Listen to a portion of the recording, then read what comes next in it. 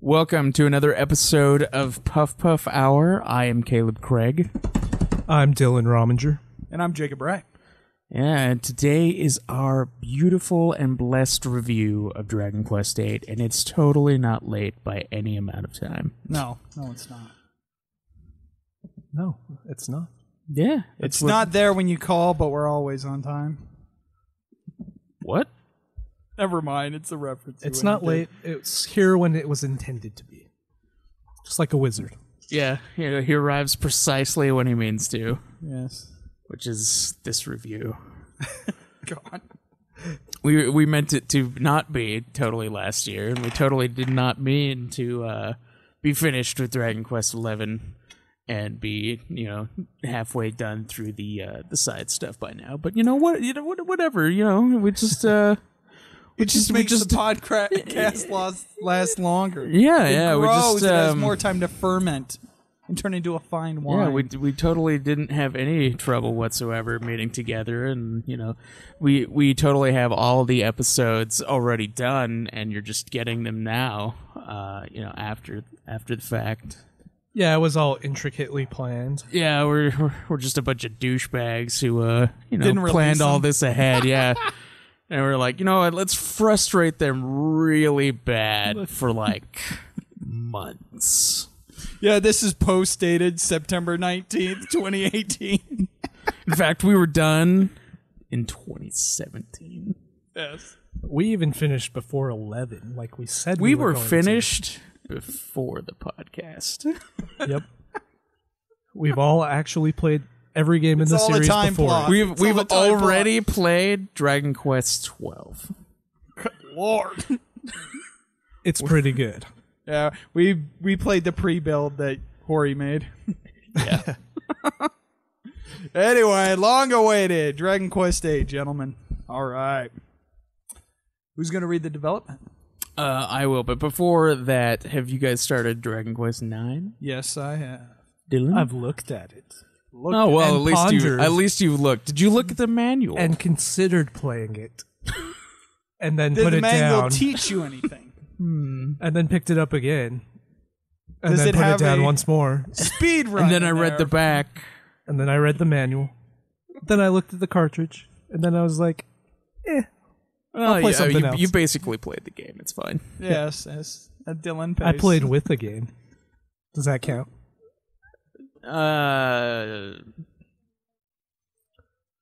Maybe. No. I don't know. Maybe. Nine's not that.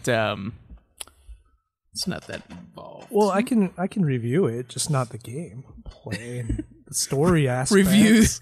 Review. I'm gonna review my experience touching the case. Did someone and- perhaps did you summon people into your game to play it for you and perhaps say that you beat it? No. No? Okay, so that doesn't declare as a game beat. Hi, Joe, by the way. Hope it's going good. He always says that we mention him on every one of these podcasts. Well, And now I'll we do make it a just point to of mess it. with him. Yeah. Yeah. Just to mess with him. All right. Okay. So the development of Dragon Quest VIII, like the other games in the series, Dragon Quest VIII's designer is Yuji Horii. Akira Toriyama is the art designer, and the Koichi Sugiyama as the music composer. And unlike the original Japanese version, the game retains the series tradition of allowing the player to name the main character. Hold on. Okay. Reconciling the two by having the voice acting script skip all instances of the hero's name. Thank you.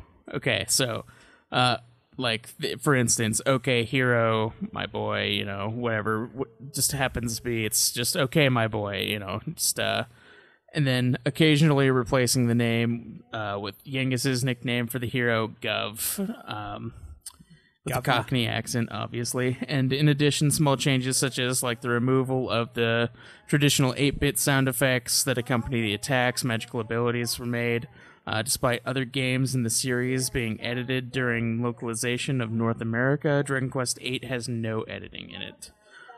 English translation is credited to Plus Alpha Translations at Alt Japan.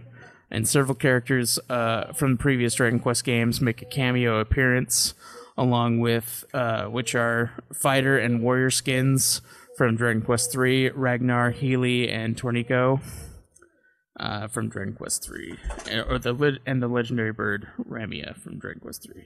Yes. You guys come across any of those? I noticed a few. I think I saw Ragnar and Healy, but I don't know if I saw Tornico. So this was actually developed by Level 5. It's not the RT Plaza or the Heartbeat. Are they the ones that did Ni no Kuni? Yes. Yes, they are. I need to play This that. is coming off of... Was this before or after Dark Cloud 2? I'm trying to recall.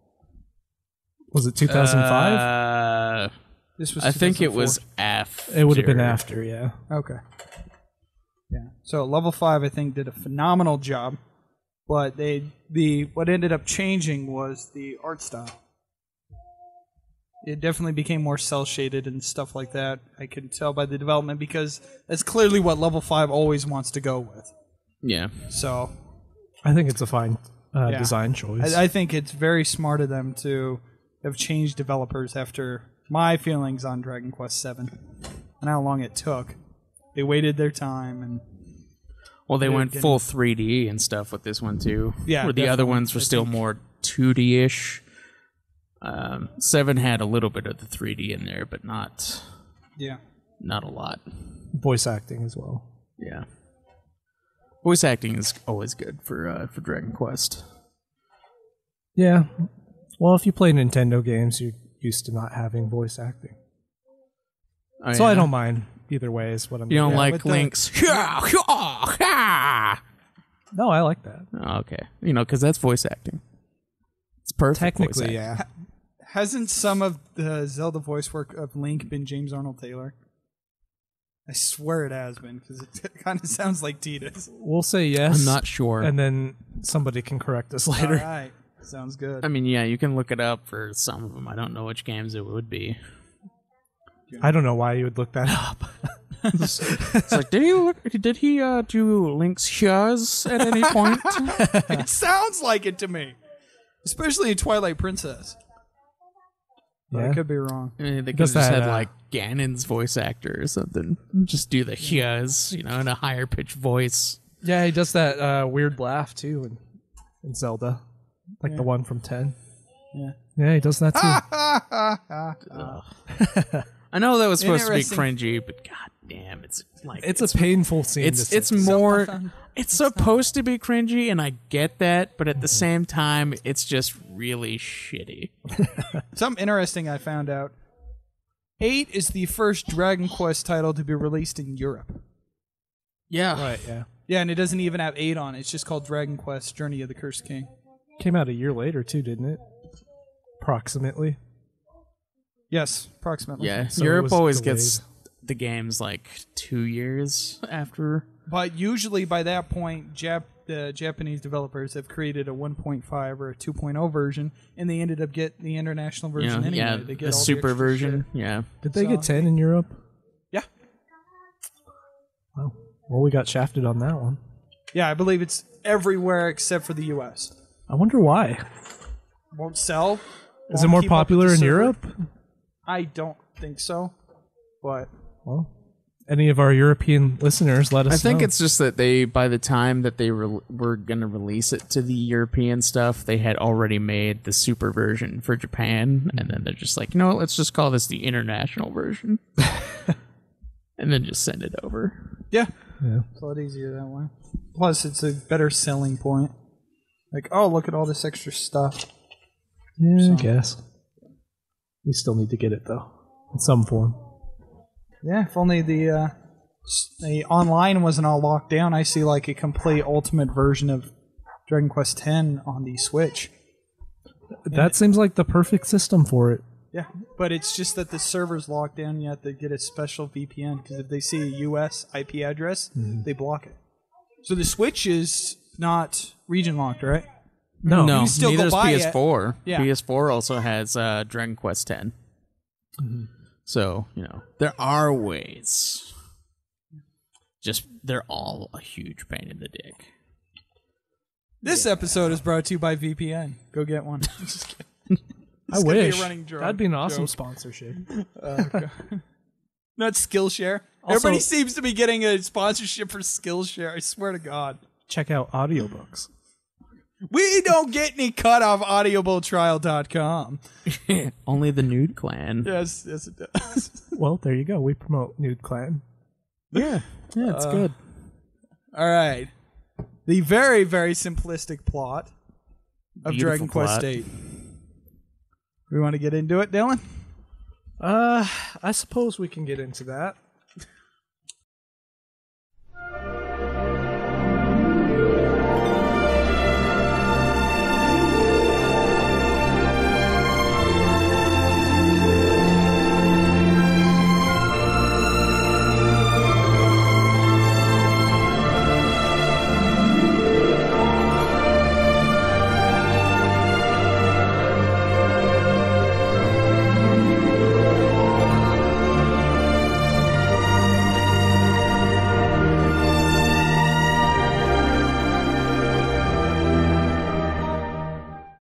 So Dragon Quest VIII begins with the evil jester Dalmangus, who steals a scepter from the Trodain castle.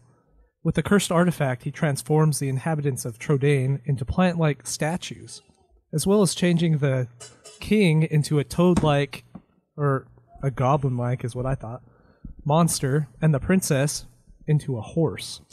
Yeah, that's an interesting thing there, turning the princess into a horse. Yeah, it's a convenient thing, I think. Yeah, certainly. And I mean, you get like a free horse for the adventurer out of that, you know, and then you just marry her later. It's fine.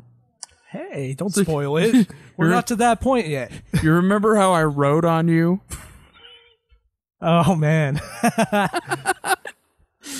Piggyback, baby. I'm going to ride you like a chocobo. Oh, wait, wrong series. It still applies, though, in this case. Think you could ride this chocobo? Got it Chocobos for are me, like baby. Horses, kind of. Yeah, that would be pretty awkward. Remember when you were my horse? And I used to mount you. I wonder how the night of the wedding went, because they had to consummate it. You think that he makes her do all the work, like and heavy lifting? Because like, he's definitely she carries like on his knees, barrowed, and she's going to town. Yeah, definitely a little role-playing, I would say. So yeah, she's transformed into a horse, while covering the majority of the castle in large green magical thorns. Magic. It has to be magic. The hero, a young Trodain guardsman, is the only resident to remain uncursed for some reason. Accompanying the cursed king and princess, he hunts Dalmangus in hopes of restoring Trodain to its former glory. The hero is eventually joined on his quest by 3 companions, a scarred, inarticulate bandit named Yengus, a young magician named Jessica, and Angelo, a rapier-wielding Templar knight and self-proclaimed ladies' man. Oh, yeah. Self-proclaimed. Oh, yeah, because he refers to himself as being so awesome. I mean, yeah, but then also all the chicks really do like him, so it's not necessarily a townspeople. self-proclamation. Yeah. If it is, it just is. It's based on evidence. It's a theory. Well, I guess hypothesis. Yeah. During their travels, the party runs into Dalmangus several times. A couple of these encounters involve Dalmangus killing someone beloved by members of the hero's party. Individuals slain by Dalmangus include Alistair, Jessica's brother, and Abbot Francisco, the head of Mayella Abbey. What? Am I saying that right? That sounds wrong. Mayella Abbey, Medella. Yeah, I'm not sure. where Angelo lives. It's been a while. Yeah, definitely. The party finally tracks down Dalmangus to the Dark Ruins, only to find a powerful dark magic barrier preventing them from entering. A group of fighters from Baccarat, who wish to slay Dalmangus in retaliation for the murder of the town's mayor, Golding also arrives at the ruins and advises the party to seek the magic mirror of Argonia in order to enter the ruins. Yeah. So the interesting thing is we're laying out the plot kind of like sequential. The beginning, you really don't get told most of this stuff. It slowly gets creeped in through sequences here and there, because you don't just start off. All you do is you have yourself, Yangus, and King Trodain and the horse. Yeah, you basically don't even know what happened. Like you're starting out, and you don't really get any backstory to any of it until you meet Jessica, and then she asks like what, like why Yangus calls him Gov, like what happened to him and stuff, and then like they explain like, oh yeah, he just. That was a funny event because basically it's the troll toll thing. Yeah. Because Yangus is sitting on the bridge and like, you shall not pass my bridge. He basically tries to rob him, and then the bridge collapses and he falls, and then the hero saves him, and then he's like, oh, I owe you my life, and then basically just becomes his slave. His bottom bitch. Yeah. And then he keeps on saying, it's like a massive hard-on for him too. It's like off of one event, he's like, the governor turned me straight. Like that one event is what made you. I don't turn think your he whole turned way. him straight. No, not like that. But on the up and up, being a great citizen and not a fucking thief. But just that one event has him turn, and he's like, yeah, I'm gonna follow him the entire time now, because he's a little weird but cool. What's this come to Jesus moment? Just come to Jesus. I do love Yangus though. Oh yeah, Yangus. Yangus The entire is a great cast character. here, and the best character. Just gonna say it now before we lay it out, is King Trodain. Period. He is awesome. All right, he's a witty asshole. Freaking oh god. I do like Trodain. I love it whenever he like it just appears out of nowhere, and then it like freaks Yangus out. Yeah, cool blimey. Yeah, the face he makes, like whenever Trodain's like, what's going on? I don't like Yangus. What? You don't like Yangus? I don't like him. I think he's annoying. I don't know. The core blimey thing kind of wears on me. Well, you just don't like British people? No, I like British people. To an extent. He's like Depends on the person. He's a very... I don't know. I don't want to necessarily say stereotypic British person, but it's lower like... class? Maybe. It comes off like that to me. I don't know. I find his voice annoying. Not that British accents are annoying to me, but his is. What if Yangus ended up being voiced by Jason Statham? Now that would be awesome. I don't know. I don't know. I don't know about that That would be either. weird. It would be. I think it'd be awesome. I think he'd be a little too quiet and like scratchy voiced. Scratchy voice. And brooding. Yeah. He is brooding a to brooding begin with. Yangus. That'd be weird. Yeah. Yeah, he's pretty lighthearted for the most part. Yeah. From someone of his background. Yeah. Yeah, he does turn pretty quick. So, what's interesting is before you go to meet Jessica, like before you even know that she's there, she's in the castle and she has this twat. I mean, okay. She does with have her that. with her mom, so she I gets assume. locked up in the thing. And the cool gameplay element there is you Use the end up mouse. pulling out the mouse to go into the room. The and sweetest mouse ever, who has a fucking mohawk. Oh, yeah, we forgot to mention the mouse. Well, the mouse You get isn't to a play as primary the mouse. Kinda, yeah. There's a little gameplay breaking sequences with it. I like but it. what I found cheeky, because there's a lot of English influence in here, is the two boys that are guarding the door to her room. Bangers and Mash. Yep. Bangers and mash. Yeah. Those potato references. Yes. Well, it's like a traditional like thing for British people. It's like sausages, baked beans, and mashed potatoes. It's like a meal that they have. Yeah. It's those three things together. Yeah. It's not for me. It's called bangers and mash. It's okay. Yeah, Well- I'm doing a cringy face, sorry. I know, but the reference is cool, regardless on whether or not you like it. So Yeah. I mean, British food is bland. You know, it's just what it is. I like fish and chips. I've never No had comment. any of this, so You never had bangers and mash? no, I haven't. I haven't either. It just sounds gross to me. I had it at an English pub, and it was bland. Okay, I remember the way you meet Angelo is you end up going to a bar. A ladies' man. Oh in a yeah, bar. and then Ladies' man. there's the bar fight. Yeah. Yeah. It was great. Yeah, it was good. And then, in stereotypical dick fashion, he just randomly says, "Here, have this ring if you want to see me, baby," and then takes the fuck off. Yeah. He's like, bring this to the Abbey if you want to see me, honey. And then just like, yeah, all right. I'll see you later, because I know you'll be coming. Yeah. He says it to Jessica, right? Yeah, he does. Well, I don't blame he him. doesn't care about the other two dudes. No, Well, no, he's not that You way. never know. I mean, There's you do been know. some in the last game. The I last. don't know. There No, may it was be 6. fan fiction out there. There was a gay dude in 6. I'm pretty sure. Which dude? It's when you do the costume thing. Oh, you mean Simon Cowell? One of the judges? Oh, it's just not happening. That's not for how me, I honey. saw him. I saw the Simon Cowell. There is 100% a gay dude in 11. Just so you really? know. Oh, yeah.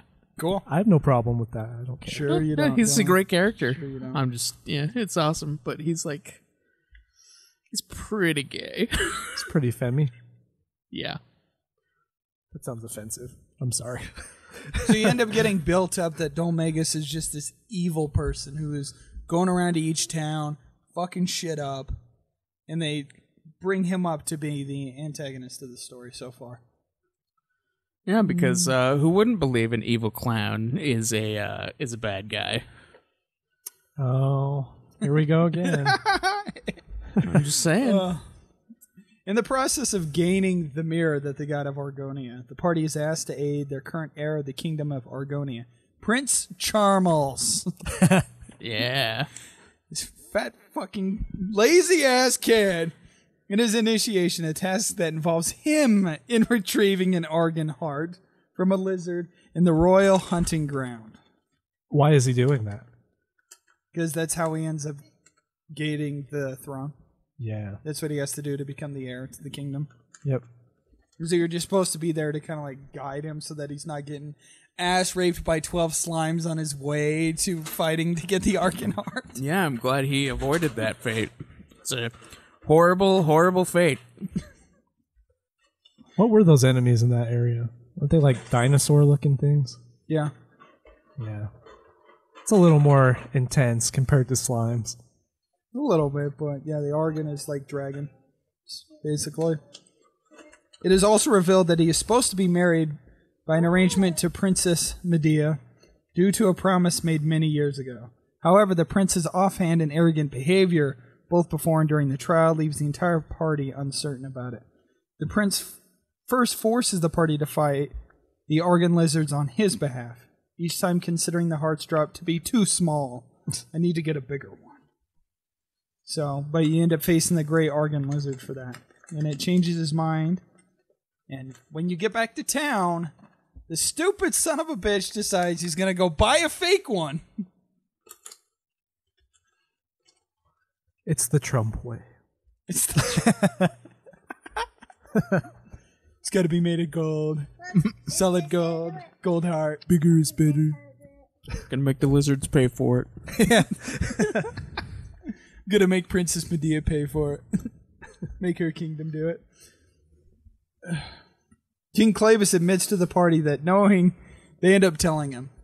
King Clavis what happened, so he knows what ended up going on. And Doesn't so, he witness him purchasing it? Yeah. They don't actually tell him. I think they end up witnessing it. He's like sitting on top Yeah, of it. he's There's watching the it. scene It was a and- setup, so. Yeah. It's definitely a setup. In which case, yeah, thanks for involving us, you asshole. Yeah. Great. Yeah, I wish we'd know that you were, doing this. God. So he ends up doubting his son's suitability for the marriage, but gives the mayor in payment for their assistance. So you end up charging the mirror, which I believe you end up going to this weird dream sequence. You end up, This part I got stuck on. I had Oh, to the try guy and with the find harp? it. No, not the guy with the heart. When you're trying to charge the mirror in order to break open the seal. You end up having where you go- have to wait Yeah, for the door to open? yeah. Oh, man. Yeah, I had to look that We up. have a day and night cycle going on, and Yeah. you go to a specific spot, and it opens up the magical door.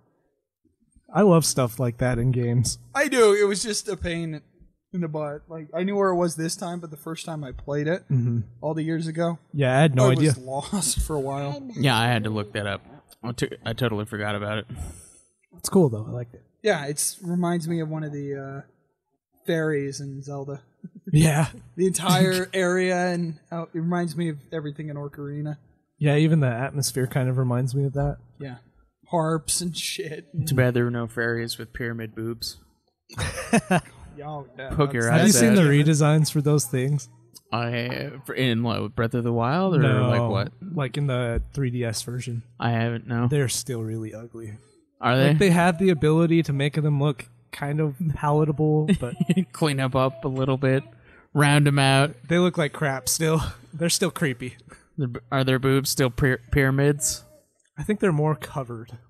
Are they? Yeah. Okay.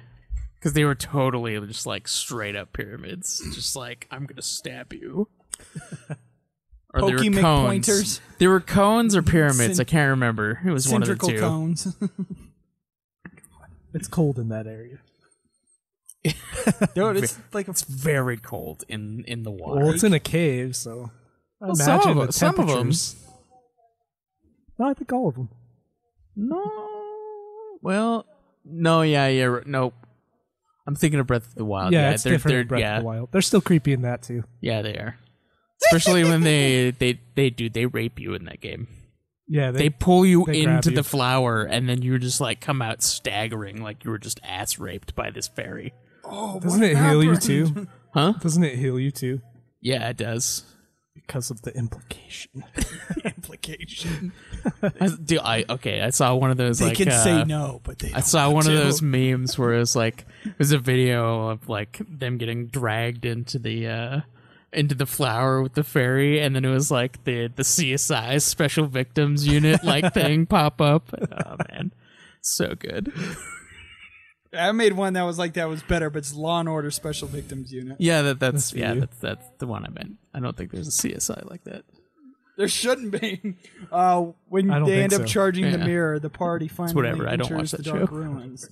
They find Dolmagus recuperating, barely able to contain the scepter's power. He then separates into 3 identical doppelgangers of himself and attacks. That's unfair.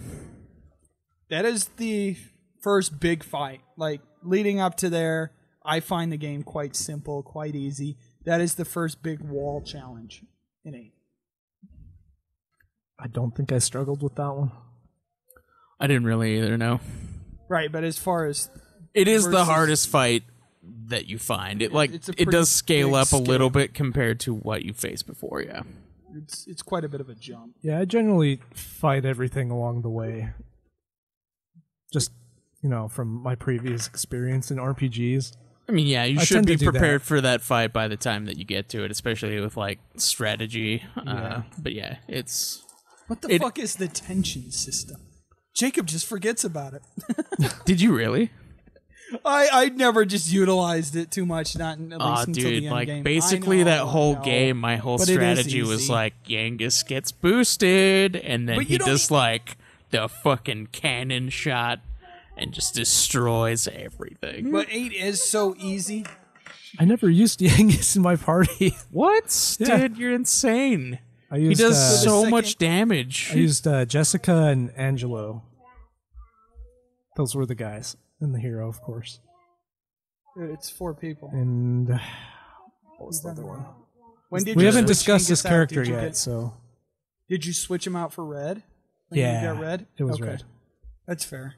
It's each their own on that. Yangus is much better. I was OP But in that game. Yangus the whole is the time. best character. in that Easy game. enough that I I like didn't have Jessica. to worry about the tension system, at least until the Oh, I had to use him like immediately with calamari. Because it was like basically that whole strategy. I think I was underleveled for that fight. Yeah. But basically, it was just like have Hero heal, and then have Yangus like tension the fuck out of himself until he just drops him with like the ultimate attack. So I don't remember what this is. Do you guys mind describing it? The tension system? Yeah. Basically, like you hit the psych up button or whatever it is in the menu, and then they'd like increase their the damage output by a certain amount every time you did it until you up get to 4 like, levels. Yeah, you up go to the 5, 20, 50, 100. Okay. And when you do reach 100, it's basically Super Saiyan mode. Yeah, you basically Hero get turns like into, Goku. It does like a bunch of extra damage, and then it's like a guaranteed crit, I think, and it just like fucks whatever it hits with like whatever move you choose. It's probably used that, but I don't remember. Yeah, It it's also great with Yangus's axe moves. Okay. Yeah, no. I generally didn't use him, But the though. problem with doing the tension system, it does increase the defense and the resistances. But if you do an attack, it will deplete the bar that you had started to build up. So let's say you got it only up to 50, and you decide to do a physical attack. It used the 50 on the... Yeah. Okay. And you'd have to start the tension thing back over. But when you start getting things that allow you to do it twice in one turn, you get 2 turns, then you could easily just build up the tension system very quickly and slaughter stuff. It was the darkness realm with the gold bird. Later on, that's when I started using the tension system, because the stuff that was starting to be into that cave, I'm like, oh, okay. Yeah. Let me I remember start that using being it. tough. Yeah. And I got lost. yeah. Trying to figure out some of that, too, can be a little bit of a pain. Yeah. After his defeat, he then tries to curse the party with the scepter. But the hero is again unaffected by the curse. Plot convenience. Blocking the burst of thorns and thus protecting the other party members. Domegas then uses his menacing power to change into a hideous creature.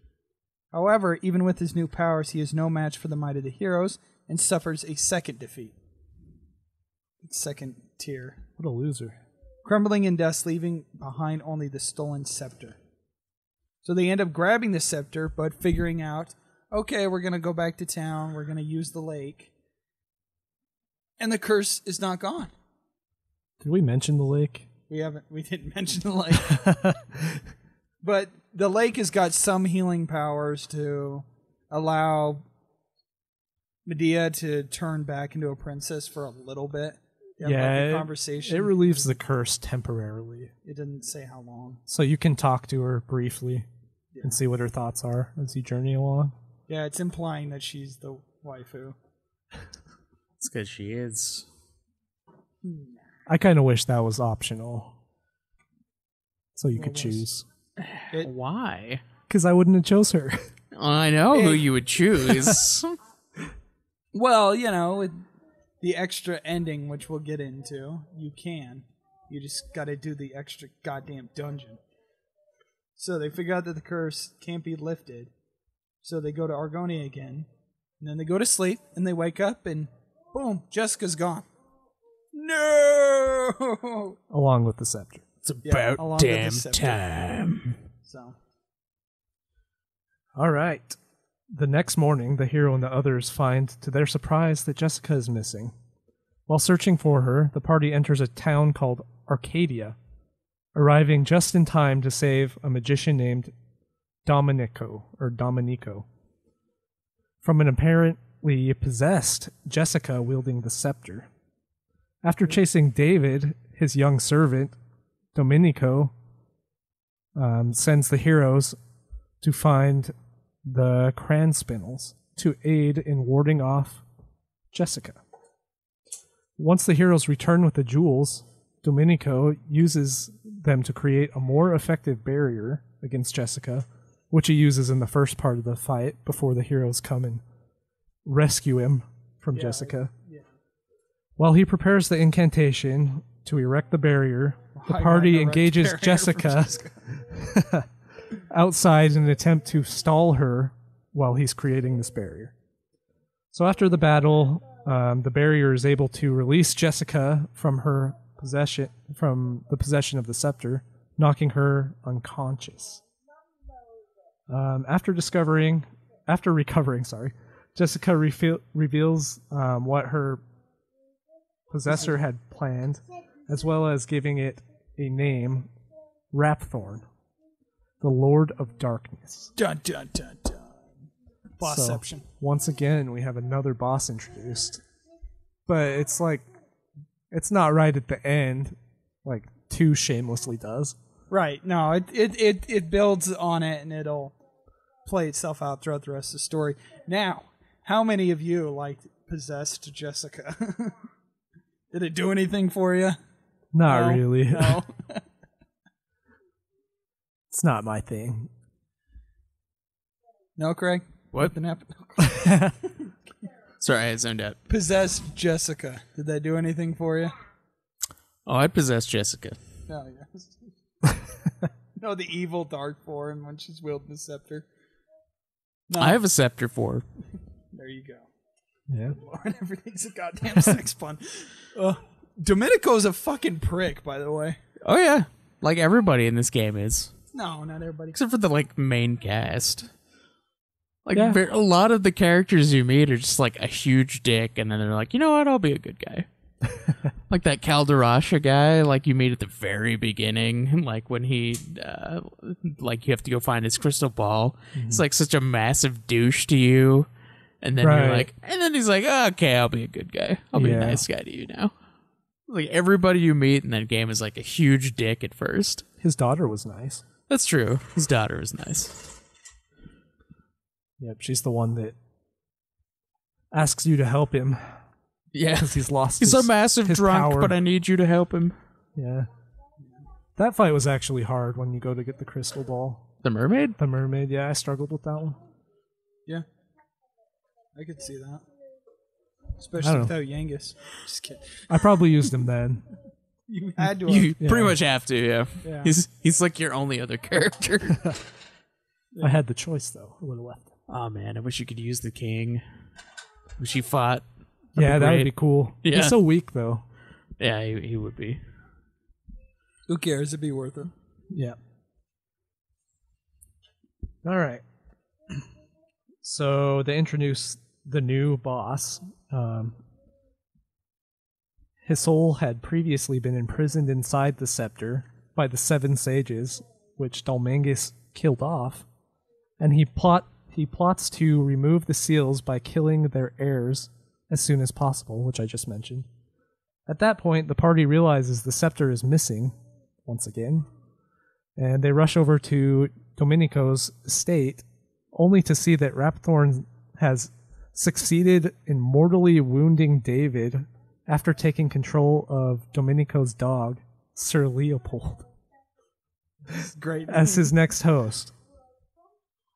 It's because the dog picks up the scepter when you end up taking out Jessica. They Right. just dumbly just leave the scepter there. And then the dog picks it up like a fucking fetch toy. Yep. I thought that was funny. Yeah. Good old Sir Leopold. Yeah. All right. So, with only 2 heirs left to kill, the possessed Sir Leopold absconds to the snowy mountain valley of the north. An old woman named Marta, who happens to be the one of the 2 remaining heirs, lives in the wintry countryside. The Eskimo people. So after running an errand for Marta and finding her son Merrick, the party comes back to Marta's house only to see it set ablaze by Sir Leopold the Yeah, dog. her son's a fucking idiot too. I'm just gonna go into this ice cave and I'm gonna freeze to death. Right. I'm a great wilderness survival man. Yeah, I think I had some problems in that cave with the puzzles. Oh, it's the one with the mouse with the icicles? Wasn't Yeah, bad, that was the but- problem. I didn't know you were supposed to use the mouse. Okay, so, like, I that's didn't- fair. You can keep going in and out. Like, what the fuck am I doing? Yeah, it's a Yeah. context sensitive thing, so I didn't push to trigger it. Okay, yeah. So I was like, I don't know where I'm going. Yeah, it took me a second to figure out I need to use the mouse Yep. for that one. I think the mouse is my favorite character. What was his Wow, name I'm again? not gonna Munchie or interest- something like that? I Money. think it was Munchie, isn't it? Yeah, it's much. Yeah, that sounds right. Yeah, Munchie with the freaking sweet ass mohawk. Yeah. So Marta's house is set ablaze by Sir Leopold. Holding her son Merrick hostage, Sir Leopold forces Marta to come out and face him. You're gonna get killed by a fucking pack of rabid dogs. And he manages... Thus is the Alaskan way. This is not a bunch of rabid slimes. That would be cool. Rabid slimes. Yeah. It's post-traumatic slime disorder. The PTSD. slimes have rabies. All they need to do is like jump on you. It's sticky, icky, gooey, icky. It's double slimy. So he manages to kill Marta and flies away to find the last living heir. What? On the advice of Merrick, the party enlists the aid of the Godbird and Pyra. With the power of the Godbird's soulstorm granting them flight, and the dark tree leaf from Tyrangoli, sensing Rapthorn's evil spirit, the party treks Sir Leopold down to the Lord High Priest's mansion, and they engage him. That whole sequence, like I had mentioned earlier, was confusing as hell of trying to figure out what to do. Because you end up going to the Dark World. Yeah, he followed the shadow of the bird. Yeah, you follow the shadow of the bird. Awesome. It is very cool. But I could see a lot of people getting lost there as well. You kind of do have to... Because I don't believe the townspeople told you shit because it's the Dark World and they're all silent. And You have to follow it perfectly, too, the bird. yeah, Like, if you get off track a little bit, it just disappears. right. That was annoying. Yep. I had problems with that. So you end up going there and to the Lord High Priest's mansion, and you end up defeating the dog. He loses the grip on the scepter and dies, but the Lord High Priest goes into shock and faints. Meanwhile, Marcello, the new abbot and Angelo's half-brother, enters and frames the party for attempting to assassinate the Lord High Priest, like a prick, and has them exiled to Purgatory Island. Marcello picks up the scepter, but manages to resist Lord Rabthorn's evil influence. He assumes his position of the Lord High Priest thereafter. Could you imagine the main key evil thing that is just possessing and fucking everybody up, and you figure out Marcello is such a badass that he resists it? That was a cool scene. I wonder if it has to do with his ancestry, or more that he's just so evil himself with his intent that he can resist it for a time. That'd be interesting. I'm not sure. Yeah, I don't really know why he can resist it. I don't think it says. No. Either That's or, cool, though. Yeah. It's quite an event. You're waiting for him to be possessed, and he's like, nope, not fucking today, bro. Not today. I have my own intentions, bitch. I don't think we talked about that. He has like a secret motive of becoming the abbot.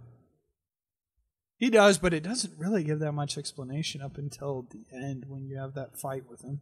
Yeah, he eventually becomes it with the power of the scepter. Yeah, it's hey, fingerling, like he's moving amongst the shadows. Yeah.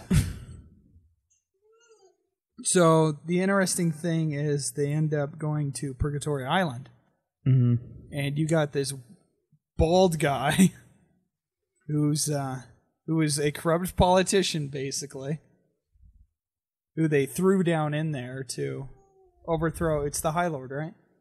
Yeah, the High Lord. yeah. They end up throwing him in there, and he just basically self-sacrifices himself. He's like, oh, I've done all this evil, but I've turned to the good side. Go, I've got this. There's no possible way I could be on this lift too as I go up into safety. He had to pull the lever. It's like Titanic with Jack. Be like, bitch, there was enough goddamn room on the piece of wood. Let him on there. You're sitting there letting him freeze. Yeah, I thought that too. Well, I have another example, but I don't know if I should spoil it, from Spider-Verse. Just say it, I know. Yeah, go ahead. So, Spoiler for Spider-Verse. yeah, all the Spider-Men come through like a portal, I guess, to different dimensions. Yeah, dimensional portal thing. And Miles Morales, who's the main character of that, he's not an experienced enough Spider-Man, so he can't really do much to help the other Spider-Men get back to their universe. Yeah, he basically just barely got his powers. So basically, one of the other Spider-Men has to stay behind, and that means that they're basically going to die. Yeah, because they're degrading as long as they're in the other universe. Yep, their body can't handle it. So it's basically like that, self-sacrifice-wise. Yeah. That's just what it reminded me of. Yeah. I mean, he had to pull the lever, but like nothing stopped him from being able to jump on there. Well, None whatsoever. I guess he just wanted to die for no good reason, like Gandalf too. Be like, yeah, let's just do it. I feel like there was a reason, but I can't remember what. It's basically just to pull the lever. I don't think it was a plot hole. But it could be. It's not really a plot hole. It's just like, he could have just pulled the lever and then just like had like jumped on before like they got Maybe away. it was a weight thing. Maybe. I don't know. I don't remember. It is a weight thing, but I don't care. It's still an idiotic move on his part. Yeah. Because they have to have two other people come down there holding the weight down as the shifts change. Right. I don't care. It's still stupid self-sacrifice. Oh, well. It was a throwaway character, I So think. you end up returning to face Marcello in the Holy Isle of Neos. And you defeat him. But in his weakened state, Marcello gives in to Rapthorn's influence. With the heirs of the Seven Sages killed, Rapthorn is resurrected in flesh and blood. You are given a decision to save Marcello or not. What did you guys do? I believe I saved him. Yeah, I've never chosen no, so I don't think Yeah. if he can die or not. Maybe he can fall to his death. I don't know. But I've always chosen to save him. Yeah, usually when I get options like that in games, I go with what I would choose personally, Yeah. as opposed to like what the character would choose. Right. Well, I mean, you are the main hero in the game. I would choose whatever I think that the plot would want me to. So yeah, Whatever I picked the it's save him. leaning obviously towards. Yeah. Towards saving him, Yeah, because you're human, after all. He destroys Neos to raise the Black Citadel from beneath it, and it raises to the sky to stage his attack upon the world. So, it's a pretty cool moment. Yeah. And Neos, when you get done with this cutscene, Neos has got some pretty great equipment. You can go there earlier, too, if you actually know where you're going in the ship, but Neos has got some great stuff in it. That's the city that rises up, right? Yeah. Okay. You can go there before it rises up, and there's some pretty Right. tolerable stuff. Didn't So do that. you end up going to the Citadel and defeat Rapshorn in his first body, triggering the Citadel itself to crumble in an attempt to destroy them. However, as they escape, Rapthorn is able to unleash his full power and incorporate the Black Citadel into itself, transforming into a massive devil looming over the land, before breaking the barrier to the Shadow Realm, unleashing his servants and sealing himself behind a huge shield. Them Dragon Because- Quest bosses in their multiple forms. Well, what I found interesting is you just go into the Black Citadel. It's not that long of an area. You end up going there and starting to face him. Yeah. So you defeat him, but then as you're going back out to leave, I was assuming the game was going to end right there. Oh, when he's in like his baby form? Yeah, because I got the vibe that the Black Citadel was going to be the end. That would was have been a gonna be lame. the Yeah, you last do area. kind of get that vibe. Yeah, it's the last area. That would have been a lame last boss. Yeah. Yep. I'm glad it wasn't. But it does the typical Dragon Quest thing where it morphs into something else. Yeah. So you end up leaving, and then this chaos can happen just all in the skies. It's pretty crazy. So, but when you end up going back there and flying into him basically with the bird goddess, you end up having to use the staff 7 times in a row in this battle fight. Yeah, you do. That is the key. It has nothing to do with Yeah. skill. It just has to deal with can you survive. It's I just, didn't you know just that. gotta wait a few days and then you can use it a lot more. I didn't know that, and I died the first time I fought him. Oh yeah. So It's like, why isn't he taking damage? Yeah, because you're supposed to call forth all 7 of the orbs from the sages to I think I basically did weaken it him. once. And then I was like, oh, I should be good now. Yeah. Nope. It was the far more tedious way. So I love what I wrote here, but it's containing the spirits of the 7 sages to penetrate into Rabthorn's mighty barrier and engage him in mortal combat. After you end up beating him, the party restores peace to the world. King Trodain and Princess Medea are changed back to their human forms, and the curse of Trodain, along with its thorns, is lifted and removed. Yay! And then that's the end. No. Not quite. 7 months later, the hero is assigned to escort Princess Medea to her arranged wedding with Prince Charmles. Yeah, let's just say we're not a fan of arranged marriage. Nah. You know, it's literally one S off from being Prince Charmless. Yes. I think I would have liked that more. Charmless? Yeah. Charmles. So after reuniting with his friends at the castle, the hero sets sail for Sevilla Cathedral, which is where the king or the prince and the princess will be married. Prince Charmles meets with the entourage personally and forbids the party from attending the ceremony within the cathedral. On the day of the wedding, the hero manages to slip into the cathedral with Yengis' help. However, the princess is nowhere to be found. The hero escapes and finds the princess at the cathedral courtyard waiting for him. They return to Trodain in a carriage steered by King Trode and live happily ever after. Yeah. We're busting the princess out of there. It's kind of a cliche ending, but I really liked it. I mean, saving the princess is like the theme of most Dragon Quests, and it's the theme of the first one, so I mean... And the whole thing is... And the whole thing... That was Jake's nephew. The whole thing is it's not the hero doing it, so it's not stereotypical. It's her own father that was arranging the marriage that comes through and says, you know what? I'm just breaking her out of here. I ain't dealing with this shit. Yeah, he felt wrong about it. Yeah. And also the princess didn't want to marry Charmles because she saw how horrible he was in her horse form. Yeah.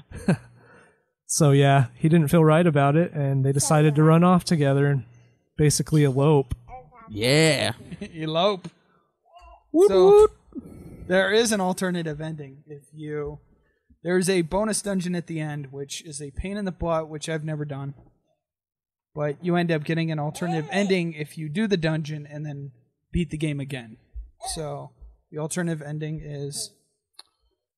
All right, so the alternative ending can be achieved once the first ending has been viewed, which unlocks the Dragovian realm.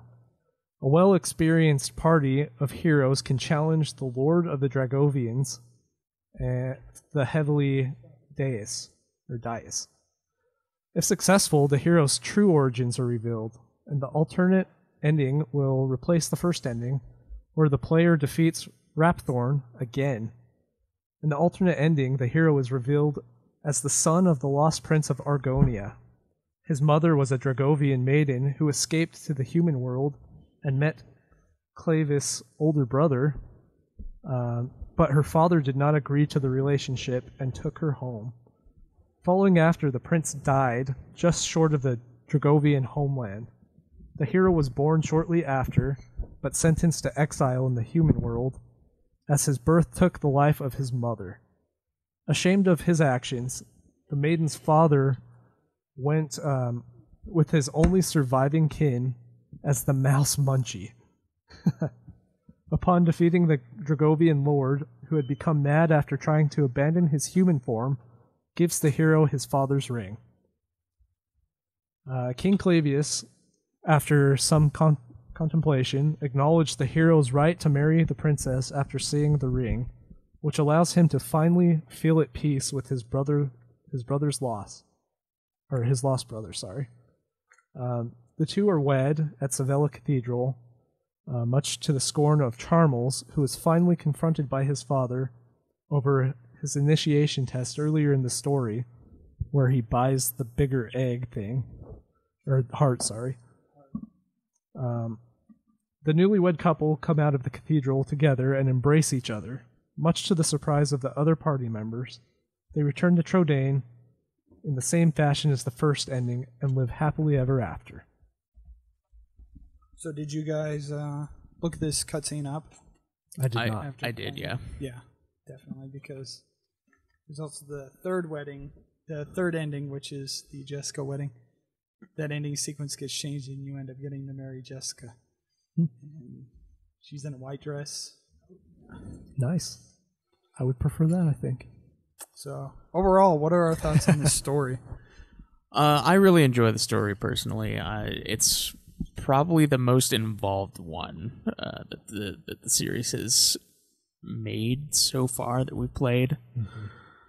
And it has kind of remnants of like previous Dragon Quest game stories. A bit of like Dragon Quest V in there, a bit of like 1, a bit of, just a bit of like everything kind of tossed in there. It's basically like kind of like how Final Fantasy IX is like the remnant, or it's like the ode to the previous Final Fantasy games. Like that's kind of what Dragon Quest VIII is. It's kind of like, here's like, you like this part? This is the love letter to to Dragon Quest game. Basically, it's a nostalgia trip. Yeah, is basically what it is. I mean, you like we mentioned, there's even like kind of the NPCs of previous characters that have been in the game, stuff just roaming around, and then you get just like all the monsters that have basically been in the previous games before, because it's huge enough to like contain them all. Yeah. And then you get some of the classical songs, you get just all of this stuff. It's definitely like the love letter to the series, basically. Right. The impression I got from it was it's much more mature overall with the themes and the story, and it's definitely darker as far as like deaths go. And I mean, yeah, there's a lot of death that you like revisit and see. Like with Dragon Quest V, when you see your dad get killed, like right at the beginning, like when you go and meet Jessica and you find out what happened to her brother, you like see the past of Dulmagus straight up just murdering her brother, and like you see other moments of stuff like that too. So like there's a lot more death, and you see it all in that game. Yeah, and it definitely had an emotional impact too with some of the deaths. Yeah, it's more direct with the deaths than in the other games, where like you see it happen in the other ones, but it's not as involved, I guess. They're not like, I mean, he was a kid when he saw his dad die, so he wasn't like emotionally involved enough to like really like get it when Jessica saw her brother die and she flips her shit, she like just loses her mind basically over it. And yeah, there's a lot more emotion involved in each of the deaths and the stuff surrounding them. It is true. I just think that the hero's journey in 5 is done a little bit better. It is. So I it would is say definitely. that But Dragon Quest VIII is the second best story so far in the entire series, because as much character development as Jessica, Yangus, and everybody else goes through, 5's tells it a heck of a lot better than 8's does as far as the hero character. Because there isn't much development. It's a silent protagonist. And the story really doesn't revolve around 8's hero that much. It's not a bad thing, it's just a different thing. And so I think 5's takes you on a little bit better of a journey, but I still really, really love 8's. The amount of humor in it, and even though it's got darker themes, even though you can get emotional at some points, it doesn't overwhelm you with dread and darkness like some other games do. It still captures the whimsy of the Dragon Quest which series. correlates directly to 9, because 9 has got Final Fantasy 9 has got some really dark stuff too. Yeah, but you never get this existential dread of what's going on. I mean, in the entire you're still world. playing a dude who has a monkey tail and shit like that. Like you still get the whimsy of it. You still have So a dude with the tail, like a huge tongue who eats frogs. Like you still get that because you got all these character designs, and the people and the characters that live inside of the world are still funny and whimsical enough. You're not really thinking that much about, oh look, half of these towns are getting engrossed in magical thorns, and Rabthorn is basically taking over the world, it's not like a dark Midgar setting Yeah. type of situation. So I enjoy it for that. Yeah, I mean, you can feel the dread of it, but at the same time, it doesn't like constantly make you feel that the whole time. It's like you're people can still be smiling and happy in this shitty world. Basically, is what basically every part of this game. Yeah.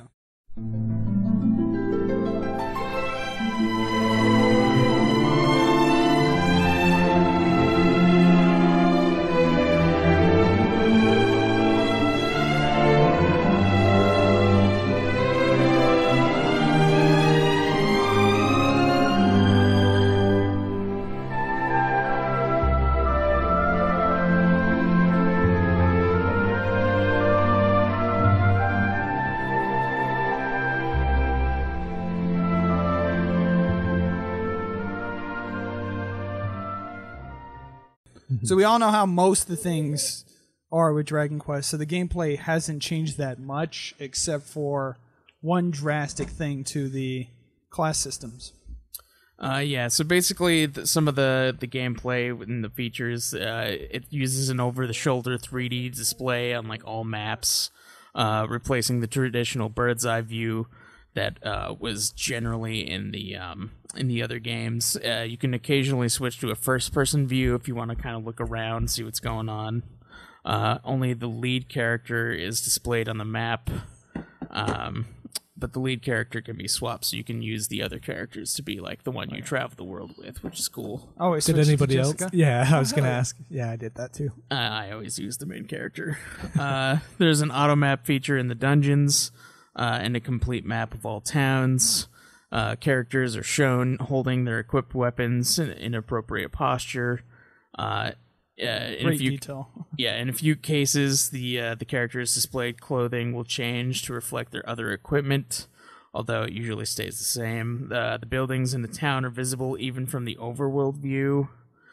Chests and special encounters with tameable monsters can be found in the overworld.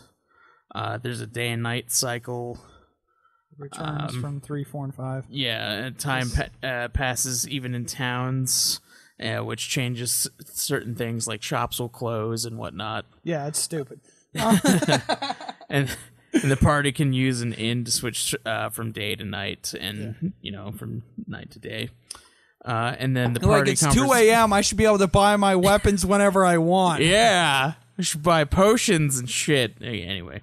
Or alcoholic beverages. Yeah, even those. The party... He doesn't listen to the show. Well, maybe he has a reason to now. Party conversations return from the previous installment, and is now possible with party chat is pretty awesome. Yeah, but it's also possible to select each of the members to talk to, or like go through them in an order. Yeah. The battle screens are shown as 3D view with shifting camera angles to display the current combatant and their actions. The party appears to be in the battle screen, unlike the previous games where it was just basically like a first-person view. At the end of the battle, an animation of the surviving party members put away their weapons, kind of like Final Fantasy has done with 7, they do the little fanfare and then they put the weapons on their back and whatnot. Yep. And then there's the tension system that we talked about, and then the skill system, which basically there's like 5 sections that each of the characters get. There's like, they all have the fisticuffs, and then they get like their own separate things of like, swords, boomerangs, spears, whips. Genghis has axes and scythes. And clubs, and Jessica has sexy magic and, whips. Sex appeal. It's the ultimate stat, and you max that out to 100. Oh, I know. There's that sexy beam and everything, Yeah, I remember that. I like the hip drop, but it's all about the hips. Don't they cut away before they show anything, though? Yeah. There isn't anything they ever... Just hips. And then the... what was it? The cha-cha dance? Yeah. I remember the name of the move, but she basically does a cha-cha dance. So basically you get all these little sections, and then you can... put your stat points into them, and then it'll increase your damage with that particular weapon type, and occasionally give you a new move to use for those weapons. And you can keep putting them into one until you max it out, and then move on to another one.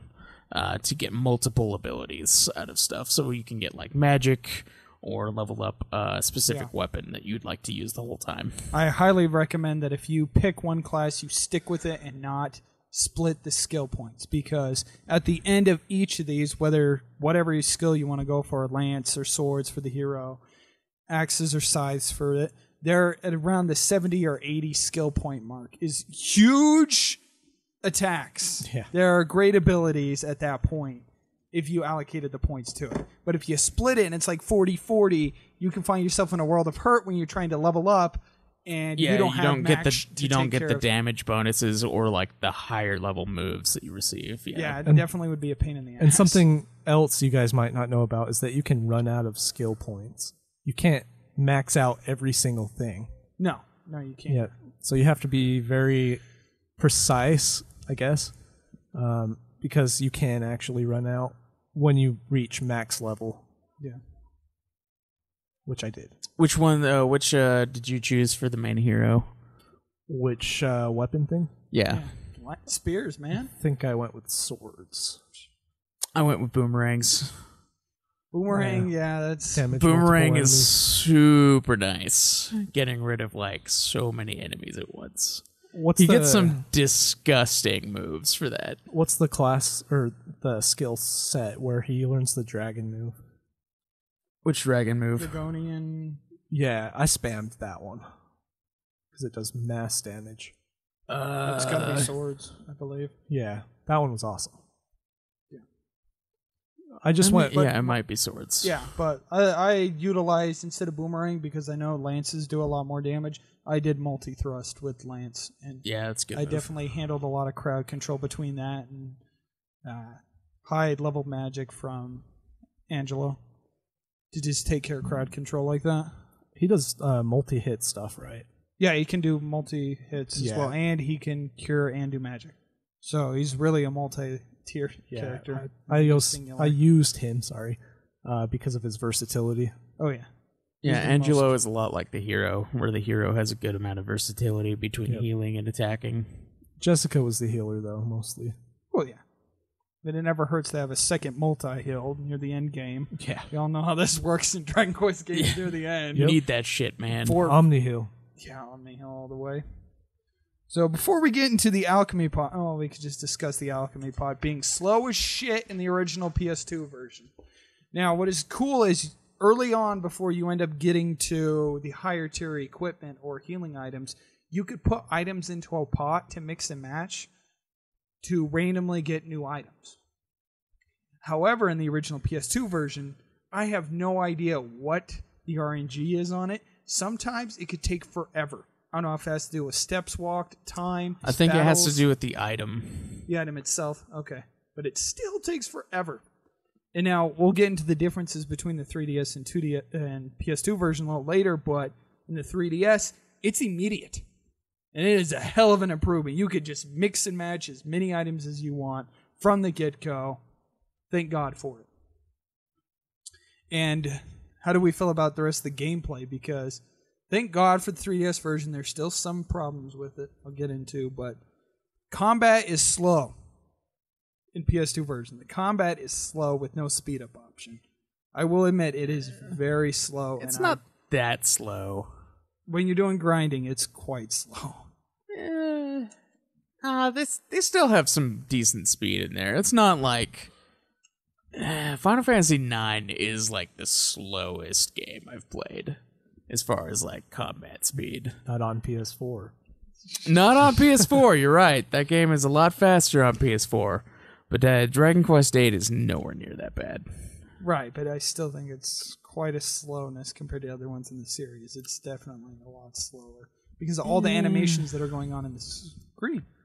It's good, I like it, but as far as like a time save, it can definitely take you 30 minutes to do like 6 battles sometimes. And so depends on how tough the enemy is. Right, but if you want to grind a significant amount and not grind on slimes, yeah, maybe. And nothing is worse than trying to grind out metal slimes and they're always running away. And yeah. Well, that's just metal slimes. Fuck metal slimes. And imagine with the slow animations how I can Just.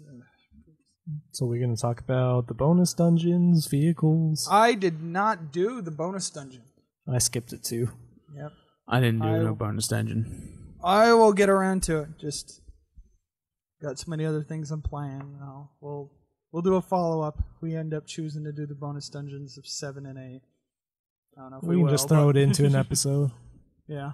If we end up ever getting that done. Take down God itself in 7. Yeah. I don't know about that one. It's definitely to extend the life of the game. Yeah. Pretty much, I don't think it's necessary, really. All right, so some of the changes between the PS2 and the 3DS version is there's two new talk about vehicles, playable... man? No, we're going to skip that. No need. What about the casino? Got anything on the casino? I mean, it's the casino from like every Dragon Quest game. You play like slots, and then that's pretty much it. There is a side quest there, though, that I completely skipped this time and forgot about. Yeah, I didn't do it either. I did it the first time. There's the brother and sister are in the casino. And that's the reason why it's closed down is because their father got killed. Yeah. Yep. And you end up going to get to this desert area to grab an orb of some sort for some reason. Can't remember. Like I said, I didn't do it this playthrough. But you end up doing that side quest for them there and coming back and they open up the casino. And isn't that like a key item to the last part of the game? Yeah, it's one of the orbs. Yeah, it's one of the 7 orbs. I don't think we mentioned those. No. You get orbs. Yeah, just like in the older Dragon Quest games. Yep, there's stuff to collect, and you have to get them to progress. Like, that's, standard Dragon Quest.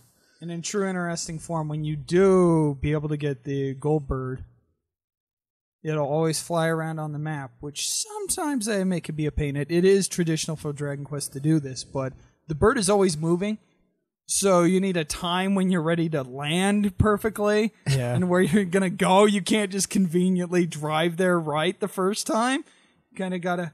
Sure you can. You just got to be right. And then drop. Like, you gotta have perfect timing. Yeah. That's not that bad. It's not that bad. It's just different.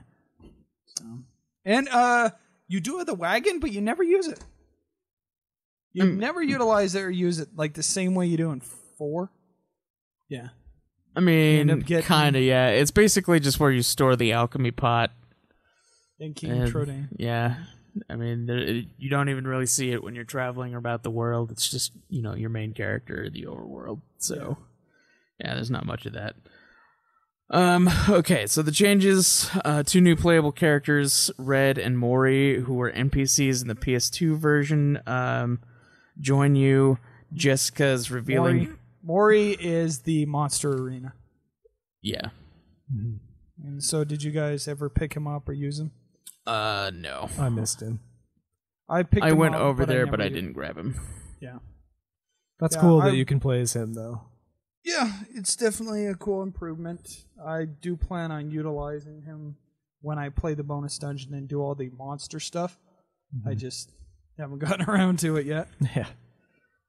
Jessica's revealing costumes were toned down, which caused controversy in the Dragon Quest community. But I feel that some of the outfits are even more revealing.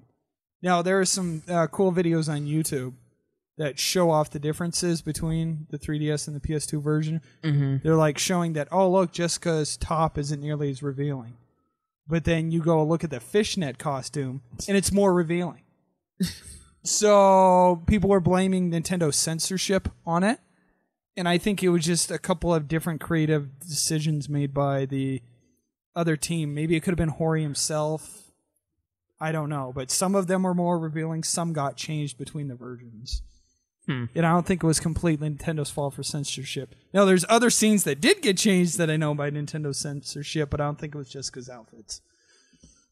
All right. 3DS version for the US release is the original soundtrack, not the orchestra. But there has been mods created by the community to bring the orchestra into the game. And then voice actors redid their lines for the additional dialogue. The actress for Jessica retired, so the voice is Jamie Barbakoff. which apparently does one of the characters in The Witcher. Which one? I looked this up. Do you know? I didn't fully look that up, but yeah. Players are able to take photos in the game, which is cool because there's a first-person mode, so that kind of works out. Immediate alchemy pot creation, which is great. A new type of quest called photo quests have been added, where the player is tasked to take pictures of rare monsters and hidden items. New scenarios, such as further backstory for the hero and Dual Magus. An alternative ending was added. New dungeons, post-game story content added. Which was the alternate. The cutscene of Marcello was toned down by using light magic instead of getting stabbed with his knife on his own right arm to free himself of the scepter's thorns. Yeah. And then the cutscene of David being forced to eat the dog food by Domenico is changed. Yeah. That has also been edited. So my copy that I have on 3DS, I definitely figured out since I have a hacked 3DS. And there's mods that change the orchestra because I heard the original soundtrack, quote unquote, and I do not like the way it fucking sounds. It sounds, frankly, Nintendo-ized with chirpy sounds. And so I changed that. There's been the mod to change the Jessica outfits and those scenes to replace them. That definitely was Nintendo censorship. Why they're going to make such a big deal and leave like Puff scenes, because the slime scene is still intact. We'll get to that. It's kind of like a side area to where you end up going there and she says, "Do you wish Puff?" And then closes. The best scene in the whole goddamn series. You close your eyes and then squish, squish, squishy, squish. You think you know what's going on. It's actually the puffing. But it ends up opening it up and you're wearing a blindfold, which has slime eyes on it. And she's using two slimes against your face. It's perfect. Saying, "Are they soft? Are they soft?" Oh, God. Do you like the way this great. feels? So they'll leave that in. But then the scene of him eating dog food gets fucking changed to not even being in there at all. It's probably because he's a kid, though. So it Torture's kinda makes torture. sense. Dog food's not that bad. I mean, I've never personally tasted it, but like being forced to eat dog food isn't that bad compared to like in the audition where like she makes the dude eat his own vomit. Like that's fucked up. I think it's not about the dog food, it's about degrading him and treating him as a dog. And he's a human child, so I can see why they would have a problem. But Dragon Quest V, like they made him a slave for 10 years. That is and then different times. He was turned to stone for 8 years. Yeah. That's not that bad. Basically 18 years old, raising his 8-year-old children. That's true. 18 legal. going on 26. It's legal. Yeah. It's 8 years in a statue. Oh, God. And the most important feature in the 3DS, speed up. Oh, Yep. yes. You could speed up everything. And I did. Yeah.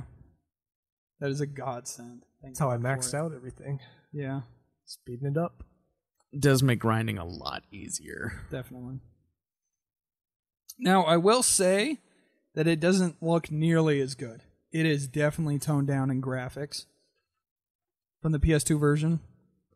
So, but as yeah. far as a convenience standpoint, if you're trying out the game for the first time and wanting to get into it, probably go with the 3DS because it'll be a lot more quicker and convenient. But if you are a purist and you want to experience, like, in my opinion, the best way to play the game, graphically wise and sound wise, and not having to do mods like I had to get the original orchestra soundtrack in there. If this, and you love the game as much as we probably all do, go out and buy a PS2 version as well after the fact. But if not, initial playthrough, go with 3DS. I don't know which one I'd say is better. See, I there's mean, some things that Yeah, suck about PS2 has the better music and it has the better graphics, but And like better the voice PS3, there's something off about that. You're It the sounds only weird. one who thinks that. I for didn't have any problems. Community. Let's For a 3DS game, it looks really good. it does. Yeah, it's probably the best looking 3DS game, Yeah. to be honest.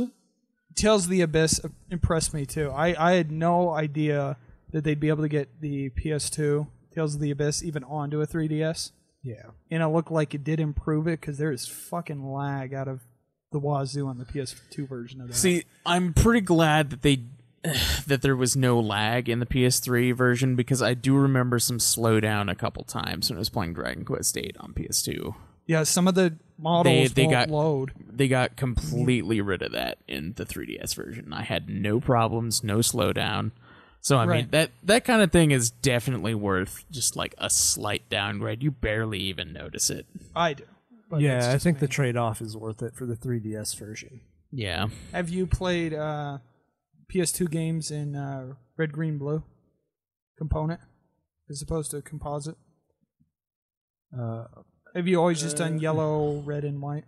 Yeah. Okay, I think so, that'd yeah. be white. You'd be surprised how colorful it actually is when you switch it to the red, green, blue. That makes You'll definitely see a difference when you play it that way as opposed to 3DS. But I will admit it's not that much of a downgrade for me to really be nitpicky about. That's fair. Yeah. Yeah. Well, I would recommend the 3DS version over the PS. I mean, yeah, you even get like bonus characters and shit, like More content. a lot That more is true, content. yeah. That's why I said if you're a purist and you love the game, go buy yourself an additional copy on PS2. It's Also- like how I love Dragon Quest V. I'm going to go buy the PS2 import. Yeah, if money's a concern, go with PS2 if you have a PS2. Yeah. It's not that expensive on 3DS though. It's been staying at 40 even for like a used copy. Yeah, the hype from 11 has definitely kept the prices Goddamn up you, there. Nintendo will Yeah. never allow things to be used. Which at is a lower odd price. because like 11's already dropped down to like 50 or 40. I can't remember what it was at last time I saw it. It was half off during the Christmas sale, It was, yeah. which was awesome. Should have picked it up, Jake. I will eventually. We got 9 to go, and then I could pick up 11. Do you have 9? Yeah, I have 9. Okay. The only Dragon Quest game I do not know own right now to the community, 11. I bought everything else. You have Rocket Slime? Yeah. Oh, I bought man. Rocket That game's Slime expensive too. right And now. Yeah, I need to get that one. And Joker 2, Heroes 2, Builders. I bought it all now. Just missing Well, 11. We have access to those at least, because I don't have those ones. But I do have 11, and so does Caleb. 3, 2. All right, gentlemen, how do we feel about the design?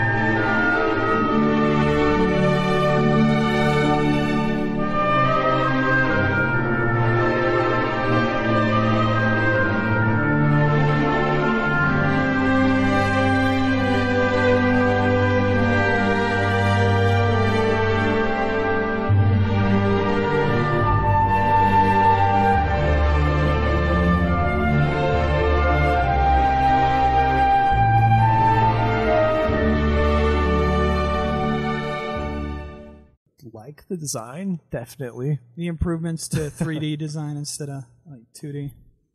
I think it's probably my favorite designed game of the series. Because of the cell shading. It's the best looking to this point, too, Yeah, from 1 to 8. clearly. Excluding It better be. builders. Yeah. I also just really like the character design. I don't think there's a poorly designed character in the game at all.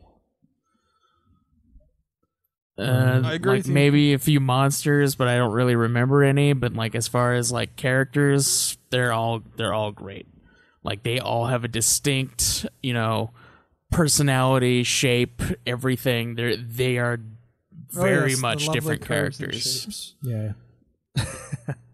I admire them. Even the NPCs Like are pretty fucking well designed. fucking Yangus wearing like half a spiked coconut as a hat. Yeah. It's fucking sweet. That's a great idea. Like, what the shit? Nobody else would do that except for Toriyama.